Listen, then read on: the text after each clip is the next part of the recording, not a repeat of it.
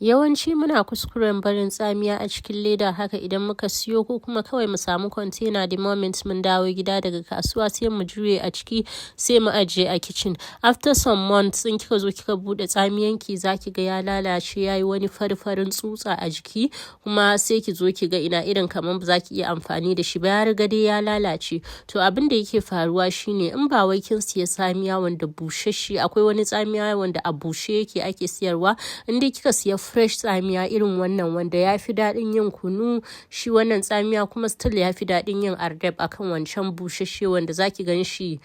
ya daddage haka irin kaman gari zaki ga shi wancan in kika siya fresh tsamiya haka yawanci yana zuwa ne danye saboda sabon tsamiya ne. Abin da zaki yi shine ki samu tray kaman haka ki babbaza su akai in kika siya ki baza shi akan tray in tray ɗaya yayi kaɗan zaki iya sa akan tray 2-3 kamar haka ni trays ina ba manya bane ƙanana ne so sai da na samu tray har guda 3 sai na baza tsamiyan akai. In ba kya so ki bi wannan process na baza shi akan tray in zaki iya kawai ki sa tsamiyanki a fridge in har yana cikin fridge ko yana cikin freezer especially yayi kankara to ba abin da zai yi har 1 year zai iya yi amma dai I guess yawancin mu muna da abubuwa masu muhimmanci da muke so mu sa a cikin fridge ba za mu so mu cika fridge namu da tsamiya ba so it's better in zaki bi wannan method din. So bayan kin baza akan tray zaki je ki sa shi akan rana ne ya bushe gaskiya shi ba kaman sauran kaya wanda kina sawa awa 2-3 ya bushe ba yana daukan lokaci sosai